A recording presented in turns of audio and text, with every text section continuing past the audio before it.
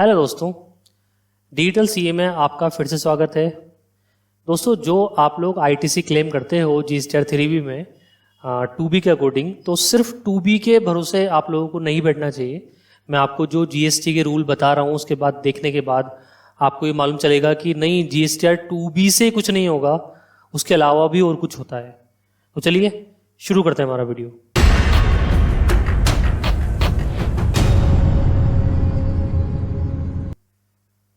CGST act 2017 का section है, section 16। वो क्या कहता है, उसका जो पहला क्लोज है वो ये बोलता है कि जो माल या सर्विस आपने ली है, आपके पास उसका टैक्स इनवॉइस होना चाहिए, डेबिट नोट होना चाहिए या फिर कोई अदर डॉक्यूमेंट होना चाहिए।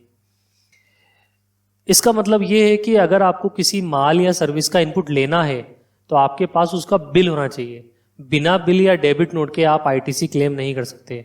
मतलब बिना कोई डॉक्यूमेंट्री प्रूफ के आप आईटीसी क्लेम नहीं कर सकते। कई बार क्या होता है कि जीएसटीआर 2B में तो इनपुट शो हो जाता है और पता लगा वो आपने माल कभी खरीदा ही नहीं था, वो कभी सर्विस आपने ली ही नहीं थी। तो ऐसे केस में आप क्या करते हो कि चलो ठीक है, इनपुट ले लो यार, आ रहा है तो। नहीं, ऐसा नहीं करना। आपके पास उसका टैक्स इनवॉइस या डेबिट नोट या कोई अदर डॉक्यूमेंट होना चाहिए। अदर डॉक्यूमेंट का यहाँ हम बिल ऑफ एंट्री से भी मतलब निकाल सकते हैं, क्योंकि इंपोर्ट का जो आईटीसी क्लेम करते हैं तो बिल ऑफ एंट्री आपके पास होनी चाहिए।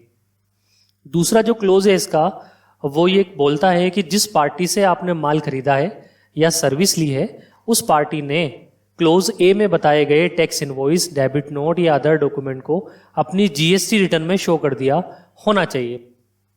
इस बात का मतलब यह है कि मैं एक एग्जाम्पल के रूप में बताता हूं कि मई 2023 की बात करें, क्योंकि अभी इसी की रिटर्न चल रही है। अगर मई 2023 के बिलों के लिए अगर आपका सप्लायर अपनी जीएसटीआर 1 को 11 जून 2023 तक या फिर अपनी आईएफएफ यानी कि इनवॉइस फर्निशिंग फैसिलिटी को 13 जून 2023 तक फाइल कर देता है, तभी आपको जीएसटीआर 2B के जरिए इसका इनपुट मिलेगा, वरना नहीं मिलेगा।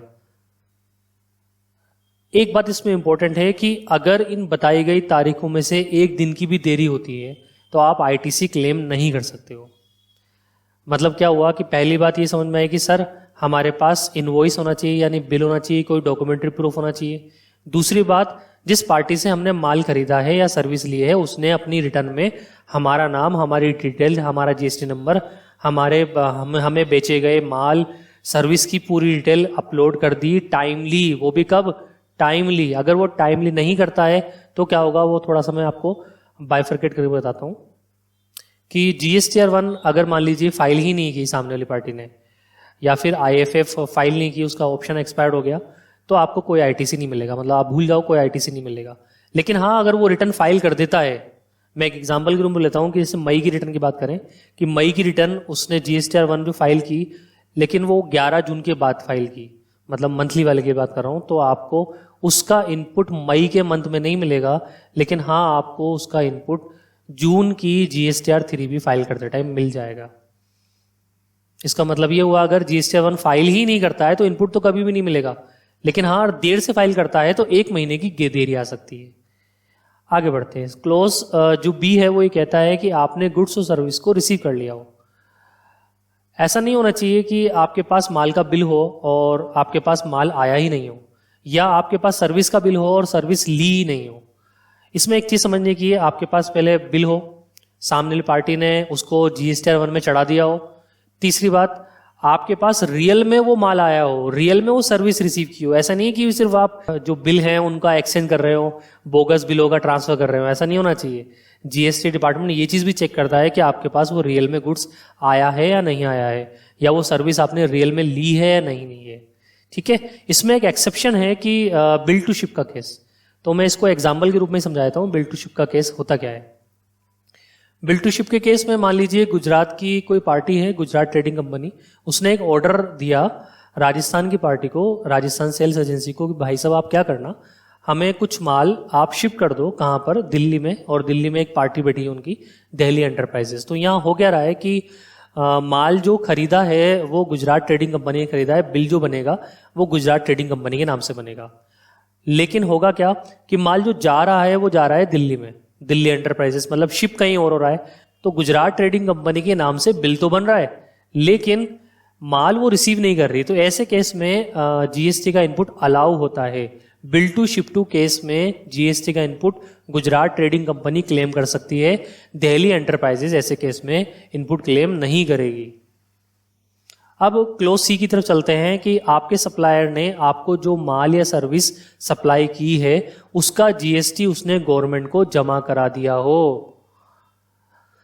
इस तरह का जीएसटी आपका सप्लायर आईटीसी से भी जमा करा सकता है या फिर कैश में भी जमा करा सकता है। दोनों तरीके से जीएसटी जमा मान लिया जाएगा। मतलब ये इसका सिंपल मतलब ये है कि उसने जो भी सर्विस दी है, आउटपुट सर्विस दी है या आउटपुट उसने जो भी गुड्स बेचा है, तो आउटपुट टैक्स लायबिलिटी जो है उसको उसने अपने इनपुट सेट कर दिया हो तो मान लेंगे हाँ सब गवर्नमेंट को जमा करा दिया, या फिर उसके पास इनपुट नहीं था तो उसने कैश में जमा करा दिया हो। कैश में जमा कराने का मतलब है कि चालान जमा कराया जीएसटी का, उससे जमा करा दिया तो भी मान लेंगे। मतलब आपके पास जीएसटी का इनवॉइस भी होना चाहिए, प्लस उसने जीएसटीआर 1 में भी शो कर देना चाहिए, प्लस आपके पास माल भी या सर्विस रियल में रिसीव होने चाहिए, प्लस आपने जिससे माल खरीदा है या सर्विस ली है उसने अपने आउटपुट टैक्स लायबिलिटी को सेट कर दिया हो आईटीसी से या फिर चालान जमा करा के। फिर आता है लास्ट कि आपके सप्लायर ने जीएसटीआर 3B भी फाइल कर दी हो। जी हाँ दोस्तों, आप लोग अगर जीएसटीआर 2B के भरोसे बैठे हो सिर्फ, तो ऐसा नहीं होता, इसमें बहुत सारी चीज देखने की होती हैं। आपने देखा होगा कि बहुत सारे जो सप्लायर होते हैं, व्यापारी होते हैं, वो क्या करते हैं कि चलो आपको 2B में शो कराना है ना, तो वो क्या करेंगे जीएसटीआर 1 फाइल कर देते हैं ताकि आपकी जीएसटीआर 2B में उसका इनपुट शो हो जाए, लेकिन टैक्स जमा कराने से बचने के लिए अपनी जीएसटीआर 3B फाइल ही नहीं करते। इस वजह से भी आपको आईटीसी क्लेम करने से मना किया जा सकता है। तो आपको क्या बात समझ में आई? मैं आपको इस सारे नियमों को एक साथ बता देता हूँ फटाफट कि सबसे पहले आपके पास क्या होना चाहिए, उसका इनवॉइस होना चाहिए या कोई डॉक्यूमेंट्री प्रूफ होना चाहिए, प्लस मतलब सारी कंडीशन प्लस हैं, कोई भी एक कंडीशन छूटती है तो आप इनपुट क्लेम नहीं कर सकते हैं। दूसरी कंडीशन कि जो माल आपने खरीदा है या सर्विस ली है उसको सामने वाली पार्टी ने अपनी जीएसटी रिटर्न में शो कर दिया हो। तीसरी बात, जो आपने गुड्स सर्विस लिए हैं वो रियल में आपने रिसीव कर ली हो, ऐसा नहीं होना चाहिए फेक या बोगस इनवॉइस आप ले रहे हो सामने वाली पार्टी से। और आपके सप्लायर ने जो माल या सर्विस सप्लाई की है उसको उसने गवर्नमेंट को जमा करा दिया हो किसी भी तरह, और उसने अपनी जीएसटीआर 3B भी फाइल कर दी हो। अगर ये पांचों कंडीशन पूरी होती हैं तो आप इनपुट क्लेम कर सकते हो, वरना ऐसा होगा कि आपने 2B के थ्रू तो इनपुट क्लेम कर लिया लेकिन गवर्नमेंट आपसे वापस भी वसूल सकती है अगर ये पांचों कंडीशन मैच नहीं होती हैं बाद में। तो इस चीज को भी आपको ध्यान रखना है कि आपने एक चीज नोट की होगी जीएसटीआर 2B में, क्योंकि अक्सर लोग इग्नोर करते हैं इस चीज को। मैं आपको बताया दूं, जीएसटीआर 2B में आपने देखा होगा कि वहां पर जीएसटीआर 1 लिखा आता है फाइल्ड यस और नो, तो जीएसटीआर 3B भी लिखा आता है। अगर आप लोगों ने ध्यान से देखा हो तो ध्यान से देखना इस बार कि जीएसटीआर 3B में लिखा आता है यस और नो, तो उसका मतलब है कि अगर सामने वाली पार्टी ने 2B से आपने इनपुट ले लिया और उसने 3B फाइल नहीं की तो गवर्नमेंट आपसे वो इनपुट वापस ले सकती है। जीएसटीआर 3B वाला पॉइंट सुनने के बाद कुछ लोगों के मन में ये सवाल उठ रहा होगा कि सर अगर मान लो हमारे सामने वाली पार्टी 20 तारीख तक भी जीएसटीआर 3B फाइल नहीं करेगी तो क्या हम रुके रहेंगे उसके लिए?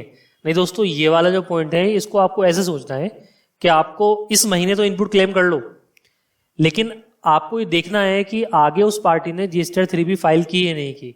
अगर उसने फाइल नहीं की तो गवर्नमेंट आपसे वो इनपुट रिवर्स करवा सकती है, ध्यान रखना आप। ठीक है, तो आपकी जो भी पार्टी से आप माल खरीदते हो तो आप लोग उनको देखते रहो कि वो टाइमली रिटर्न फाइल कर रही हैं या नहीं कर रही हैं। तो दोस्तों, आपको अगर इस प्रोविजन से रिलेटेड कोई भी परेशानी है, कोई भी दिक्कत है, कोई बात आपको समझ में नहीं आई तो आप हमें कमेंट करके बता सकते हैं। Thank you, thanks for watching.